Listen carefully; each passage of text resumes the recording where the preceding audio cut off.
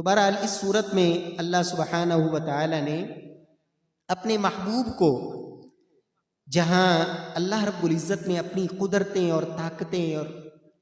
اللہ رب العزت نے اس صورت میں ذکر فرمائی، وہاں رب العالمین نے اس بات کی تعلیم بھی دی کہ بعض مشرک لوگ اور منافق لوگ اللہ کے رسول صلی اللہ علیہ وسلم سے اس طرح کے مطالبے کرتے تھے کہ آپ کی مجلس میں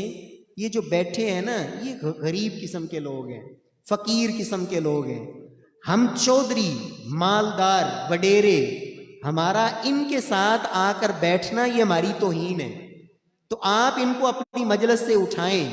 یہ بلال، یہ عمار، یہ سلمان، یہ جو لوگ ہیں نا، ہم ان کے ساتھ آ کے بیٹھیں، ہماری توہین ہے، لہٰذا ان کو اپنی مجلس سے اٹھائیے۔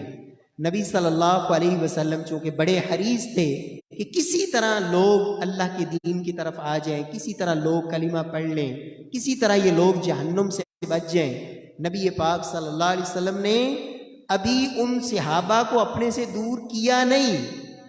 ممکن ہے اللہ کے نبی صلی اللہ علیہ وسلم کے دل میں اس طرح کا کوئی خیال پیدا ہوا ہو تو میرے اللہ نے آیات اتار دی، وَلَا تَطْرُدِ الَّذِينَ يَدْعُونَ رَبَّهُمْ بِالْغَدَاةِ وَالْعَشِيِّ، اے میرے محبوب ان صحابہ کو، فقیر صحابہ جو تڑپ رکھتے ہیں، شوق رکھتے ہیں، محبت رکھتے ہیں، ان کو اپنے سے مت ہٹانا۔ اور اس صورت میں اللہ نے فرمایا وَاصْبِرْ نَفْسَكَ مَعَ الَّذِينَ يَدْعُونَ رَبَّهُمْ بِالْغَدَاةِ وَالْعَشِيِّ، میرے محبوب ان صحابہ کے ساتھ اپنے آپ کو بٹھائیے، ان کے ساتھ روک کے اپنے آپ کو رکھیے جن کا کام صبح و شام اپنے اللہ کو یاد کرنا ہے۔ اور میں کہتا ہوں اس دور میں یہ جو مدارس میں پڑھنے والے طلباء ہیں نا، صبح و شام جن کا کام اللہ کا قرآن پڑھنا ہے، جن کا کام صبح و شام رب کو یاد کرنا ہے، ان کے ساتھ بیٹھنا اور اہل علم کے ساتھ بیٹھنا، جن کا کام حدیث پڑھانا، قرآن پڑھانا،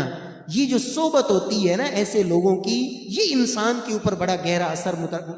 اس کا بڑا گہرا اثر ہوتا ہے۔ رب العالمین ہمیں بھی نیک مجالس کا اللہ حصہ بننے کی توفیق نصیب فرمائے۔